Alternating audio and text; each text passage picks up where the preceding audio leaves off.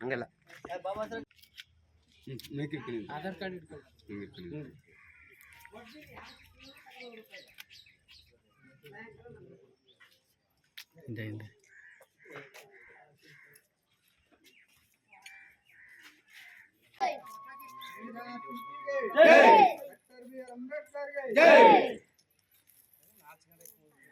ನ್ಯಾಯ ಸಿಗಂಟ ನಾವು ನ್ಯಾಯ ಸಿಕ್ತಾರ ಗಂಟ ಬಹಿಷ್ಕಾರ ಹಾಕಿದ್ವಿ ಸರ್.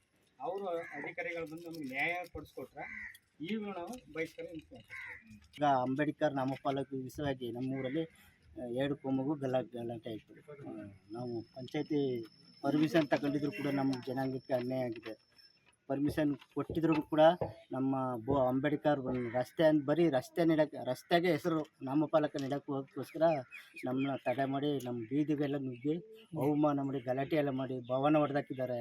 ಮನೆಗೆಲ್ಲ ನುಗ್ಗಿ ಹೆಂಗಸು ಮಕ್ಕಳನ್ನೆಲ್ಲ ಹೊಡೆದಿದ್ದಾರೆ. ಸುಮಾರು ಹೆಂಗಸ್ಗಳಿಗೆ ತಲೆಯೆಲ್ಲ ಹೊಡೆದು ಮನೆಗಳೆಲ್ಲ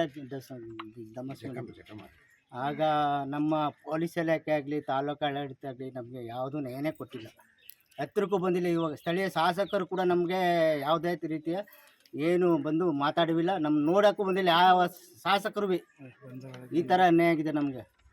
ಅದರಿಂದ ನಮಗೆ ನ್ಯಾಯ ದೊರಕೋವರೆಗೂ ಮತದಾನ ಬಹಿಷ್ಕಾರ ಮಾಡ್ತೀವಿ. ಮುಂದಕ್ಕಿಂತ ಹೆಜ್ಜೆನ ಹಿಂದೆ ಆಗಲ್ಲ. ನಮಗೆ ನ್ಯಾಯ ದೊರಕೋವರೆಗೂ ಇದೇ ಥರ ಮತದಾನ ಬಹಿಷ್ಕಾರ ಮಾಡ್ತೀವಿ.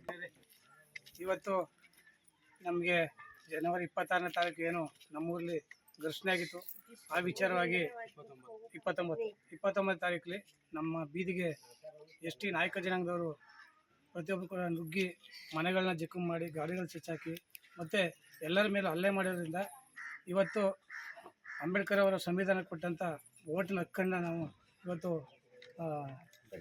ಬಹಿಷ್ಕಾರವನ್ನು ಮಾಡೋಂಥ ಹಮ್ಮಿಕೊಂಡಿದ್ದೀವಿ ನಮ್ಮ ಪರಿಶಿಷ್ಟ ಜಾತಿ ಜನಾಂಗದವರು. ಈ ಇದಕ್ಕೆ ಅಧಿಕಾರಿಗಳು ಬಂದು ನಮಗೆ ಪರಿಹಾರ ಕೊಟ್ಟರೆ, ಆ ಬೋರ್ಡ್ ನಡೆಸೋದೇ ಆದರೆ ನಾವು ಈ ಮತದಾನ ಮಾಡ್ತೀವಿ.